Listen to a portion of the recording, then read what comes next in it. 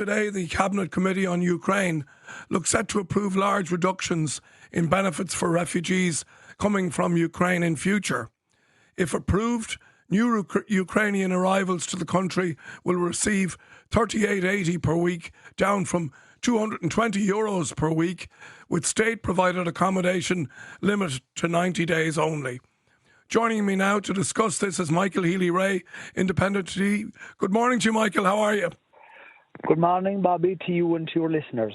Lovely to talk to you, Michael. Firstly, is this telling us that Ireland is now closed? Well, I suppose the first thing I'd like to point out is that myself and my other colleagues in the Rural Independent Group, for over 8 months, we have been seeking to have a debate on our policy, on our migration policy, and the way we deal with people coming to this country for a long time. And it was only last week it came onto the floor of the Dáil. And we were disappointed, to be frank, at the reaction of some of the other members in the Dáil, because they were trying to paint us and make us out to be something that we are not. They were trying to say we were racists. They were saying that we were seeking this debate on foot of the riots and the streets of Dublin, which nothing could be further from the truth, because the record will show that Deputy Matthew McGrath had been seeking on our behalf this debate on the floor of the Dáil, which I think was all right and proper. We debate every issue in the Dáil, but the one thing that was never actually officially debated or spoken about was our policy. Now, one of the things that we were speaking about and have been speaking about for a long time is harmonisation of supports. Now, it makes no sense in the world that if you go to one country versus another country versus another country, that there was different levels of supports. So why should we not have a uniformity so that if a person seeking protection comes to this country, that we shouldn't be disproportionately giving what I would call a better package or a better deal to people coming than if they were to go to some other country. Because at the end of the day, we have massive housing needs ourselves. Before there was ever a war in the Ukraine, which of course we're all devastated to think of these lovely families being broken up and having to leave their homes. And we can never forget that that is why those people are coming here. But we also then have a moral responsibility to take care of the people that are on our own housing lists, and trying to, like, it's no notice when a person goes on a list here, they have to wait 10 and 12 and 13 years. That's no notice. That's an average length of time. I suppose to be fair about it, maybe calling 8 years might be an average, or 9 years might be an average waiting time. So we have to be conscious of the fact of those people. We have to be conscious of the fact that there is 12 or 13,000 people actually homeless, registered homeless in Ireland. And the one worry that I have now, and we really have to think this through, it's very welcome, and I appreciate the work that people like Minister Roderick O'Gorman is doing, a very difficult task. And to be honest, the problem was foisted upon him. But and the people in the administration, in the department, it's a nightmare for them to try and be dealing with this issue. But the question I have is, so they're saying now, or it looks like that the Cabinet will approve this, and that is, you come here, 90 days, state accommodation. You're on your own. It's a case of off with you, and you must sort out your own accommodation. Now, where is that accommodation going to come from? Because we're not building houses or providing accommodation in anything like the speed that we should be doing. And as far as I can see, and I'd like to think that I have a good finger on the pulse on this, because I deal, and in case anybody listening to this says, oh, he has a conflict of interest because I do housing myself, I make no apology in the world. Since I was 19 years of age, I provide accommodation for all categories of people, for young families, students, workers, retired people, and in the last year and a half for families coming from the Ukraine. And like, there's nothing wrong with that. But what I think it does is it gives me a handle on what's happening. And the one thing that I see happening, Bobby, if a person wants to develop accommodation today, if you want to build houses, if you're a building contractor, be it a small contractor looking to build 2 or 3 houses every 12 months, or even one house every 12 months, or if you're a large-scale developer like the O'Flynn Group or people like that, respectable builders that are there, Michael O'Flynn, people like that have stood the test of time and that are there for decades and providing a lot of accommodation. The problem that I see is the planning process. And the objections, we've seen the what I would call questionable behaviour of objectors, but it makes no sense to me that at a time of housing crisis, that every obstacle that couldn't be put in the way of people providing accommodation is put there. You have the objectors to contend with. You have an absolutely rigorous planning policy. And if you compare how difficult it is to get approval to develop anything here versus any other part of the world, I really believe we'd be in the top 5 in the whole world. So Michael, let me ask you this then. If you feel that potentially Ukrainian refugees would be homeless after 90 days, would we not be better off not taking them at all if that was going to be the scenario? Well, and I'm very glad you put that to me this way. At the very beginning, for example, in County Kerry, before one Ukrainian person came to County Kerry, I said, and I went on the record, and I know I thought there was people that would kill me for it, but I said that we should welcome 20,000 people and stop. Because I thought that was a good figure, that if we did our part and welcomed 20,000 people, because it's not just about accommodation. You have the additional supports, like it can be education, it can be healthcare. I mean, if you're a Kerry person looking to get a dentist today on a medical card in Kerry, you can't get them. If you're a person in Killarney looking to go on a doctor's list, you can't get a doctor to take you on. So our services are under pressure as it is. But maybe it is. So what about that question that I just asked you then?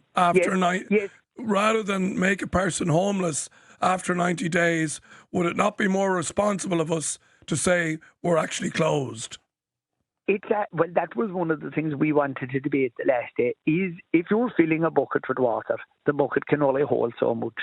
And when I see the competing demands between our own people that are on our housing list here already, you have young children today who are 17 and 18, and they're the young mothers and fathers of a couple of years' time, perhaps. And where are we going to house everybody? And unless that there's a massive building program in Ireland and that we're going to provide accommodation quickly, which I don't see happening. I hear all this rubbish about modular homes. For God's sake, people talk about modular homes as if, oh, well, you can go into a field and next week you'll have 50 houses inside there. Absolute rubbish. Modular homes will have to go through the planning process the exact same as every place else. You'll still have to connect to a sewerage system that will have the capacity to take you, which many of our sewerage systems don't have in our towns and in our villages. They are closed unofficially. If you take Kenmare Town, you can't build housing in Kenmare Town tomorrow morning because the sewerage capacity isn't there to take those houses. So until we get our house in order, is it not time to say we've done our part, we've done everything, but we can't guarantee you accommodation anymore? And I really think we're hitting that point. And I really think, but what I'm afraid of then, and I want to be very frank about this, if you have the horrible things that were said to us last week, as if that we were racists, and like when I ask these questions, and when I'm questioning, what the government are going to do, for goodness sake, Bobby, that doesn't mean to think that I think anything less of anybody coming here. Like I said, the people coming from war-torn countries, they are coming here to save their lives. So I'm saying nothing bad or nasty against anybody. Yeah. All I'm saying is, for God's sake, where are we going to put the people? Yeah. And this 90 days business, this really worries me.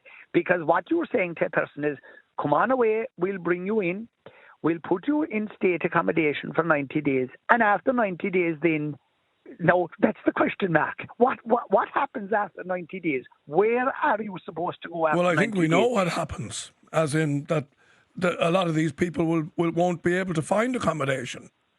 That's what's going to happen. That's what I think as well. Where is it going to miraculously appear out of overnight?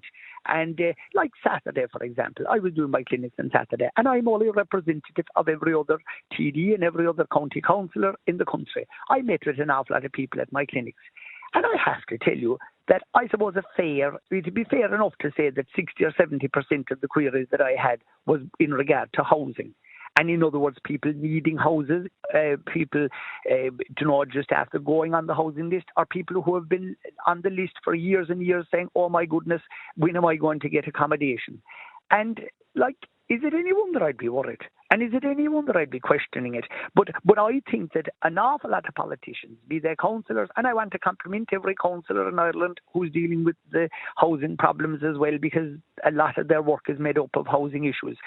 But I think that it's time that people came out and weren't afraid to say, I'm questioning this. Because all along, what people were afraid of was, oh, if I go saying anything, they'll say I'm a racist. It's a bit like Father Ted.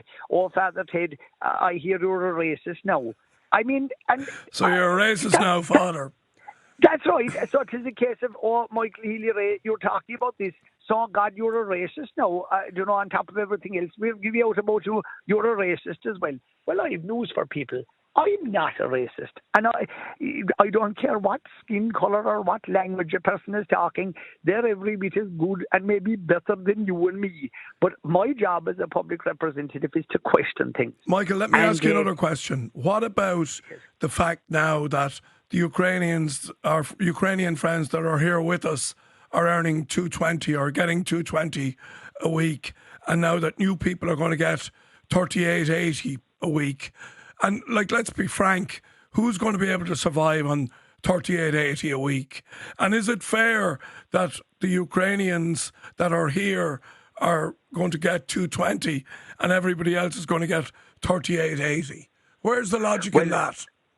Well, as I've said already, we have to harmonise the money with the rest of Europe, because you can't have a situation that we're better at taking care of people than other people, because I don't think that's right. You have to have harmonisation of the level of support. So but then are you suggesting that the Ukrainians here might have to take a cut, the ones that are enjoying the benefit of $220 per week, that they might have to be reviewed? Well, I'll put it to you this way. Excellent people like Mr. Heather Humphreys, who I place an awful lot of confidence in because I think she's a very good politician. People like her will have to sit down and look at this whole problem and say, right, what is the fairest way to deal with this? And I would have absolute trust and faith and confidence in her in particular. And I mean, people like Roderick O'Gorman, they're going to have to knock their heads together and say, right, what is the right way? What is the way to proceed in this? But we have to do something that's sustainable, and we have to do something that's sensible, and we have to do something that we can afford. Because everybody talks about us being a wealthy country and that, oh, we're this and we're that. Of course, things have improved from an employment point of view. You're talking about what will people coming here do if they are finding themselves on €38 a week. Well, we are at full employment. I would hope that people will be able to find jobs. I would hope that people will if we be able allow to them work, that is. Yeah. Exactly, because we're continuously saying, what you hear, say, for instance, the hospitality sector saying we don't have chefs, we don't have people to work in hospitality. Well, I mean, there's no point in people being here and not working. Everybody, it's good for your mind, it's good for your soul to go out and get up in the morning, go away and do a day's work. Okay. So if people are coming here, I'd like to see them coming here, but getting on their own 2 feet and going out and rolling up their sleeves and going to work. And I'm sure they'd like to work. Okay. Because young people in particular have no business in the world in being idle, kicking their feet around the ground every day. You're way better off to be working. Okay. Michael, thanks for your views. Always appreciate it. And good to talk to you this morning.